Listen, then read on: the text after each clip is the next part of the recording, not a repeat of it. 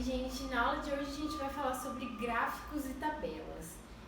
Então, geralmente uma tabela pode gerar um gráfico e o gráfico pode ser uma frequência. Quando a gente tem numa tabela muitas coisas que se repetem, a gente também pode gerar um gráfico a partir disso.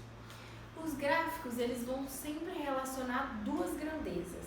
Eles podem relacionar a velocidade com o tempo, ou a velocidade com o espaço, ou o espaço de acordo com o tempo.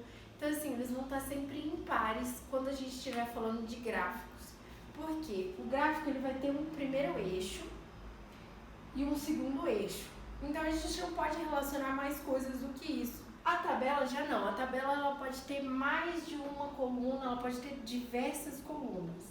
E aí a gente vai precisar relacionar, cruzar realmente cada coisa. Por exemplo, aqui eu trouxe os alunos A, B, C e D e a nota deles numa dada prova. Então, por exemplo, se eu quero saber qual é a nota que o aluno C tirou, eu vou vir aqui em aluno e cruzar com a nota, ver qual que foi. Se tivesse uma outra coluna aqui, eu ia fazer a mesma coisa, fazer a leitura olhando aqui. A partir dessa tabela, eu gerei esse gráfico aqui. Eu coloquei, o aluno A tirou que nota? 4. Fiz um pontinho aqui. O aluno B tirou a nota 6. E fui fazendo isso com cada um dos alunos. A gente vai cruzar esse valor desse eixo 2, que está dado como a coluna 2 aqui, com os dados do eixo 1.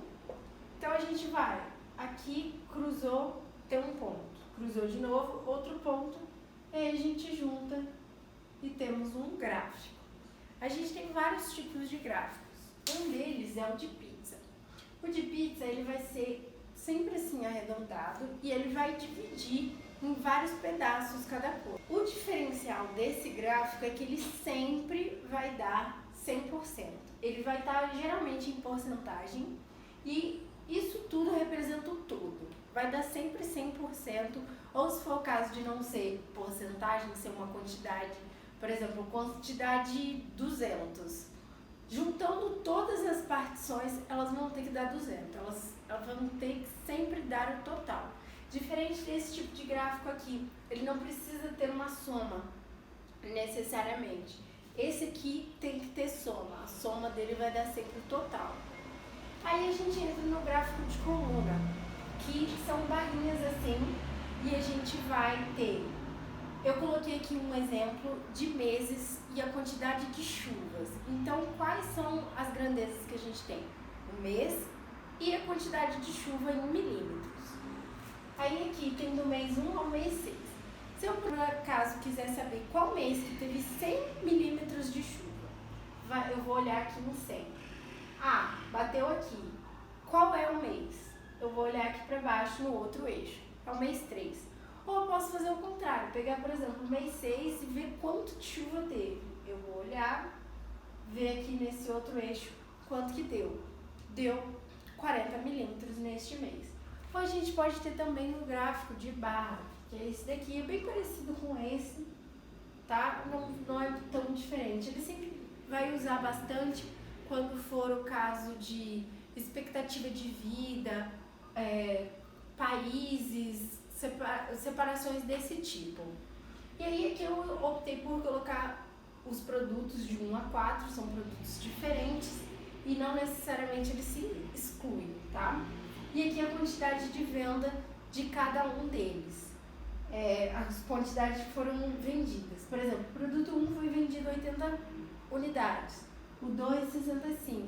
Então basta a gente olhar aqui a quantidade, poderia ser um país, poderia ser um bairro, por exemplo, mas a gente vai sempre relacionar duas grandezas, tá? Bom, gente, como de costume eu vou fazer uma questão do Enem, né? Essa é uma questão do Enem de 2012, que aí ele dá pra gente fala que os alunos de 12 a 18 anos têm como referência das atividades deles durante a semana essa tabela aqui. Aí ele fala que durante a semana é considerado de segunda a sexta-feira e o final de semana é considerado sábado e domingo. E aí ele pergunta quantas horas na semana inteira, de segunda-feira a domingo, nas atividades escolares. Eu queria também aproveitar para falar que esse é um bom tipo de tabela para a gente dizer que ela tem mais de uma coluna, né? Você vê que ela tem uma coluna para durante a semana e uma outra coluna para o final de semana. E essas duas colunas se relacionam com a primeira, que é a rotina, as atividades da rotina desses jovens. E aí, como ele perguntou das atividades escolares, a gente vai olhar então aqui dentro. Das atividades escolares, eles gastam 5 horas durante a semana. Então a gente tem aqui 5 horas na semana. De segunda, né, durante a semana, que é considerado o segunda a sexta. Eu vou colocar o segunda a sexta dessa forma aqui. E aí eles gastam mais 1 hora no final de semana, ou seja, 1 hora no final de semana. Bom, só que ele está perguntando isso todos os dias, então não vai ser a soma disso daqui. A gente vai ter que o nosso resultado vai ser 5 horas vezes os 5 dias da semana, que a gente está falando de segunda, terça, quarta, quinta e sexta. Então a gente tem aqui 5 vezes 5, somado a 1 hora no final de semana, 1 hora no sábado e mais 1 hora no domingo. Então a gente tem aqui 1 vezes 2, que aí vai dar 27. 27 dá a nossa letra E.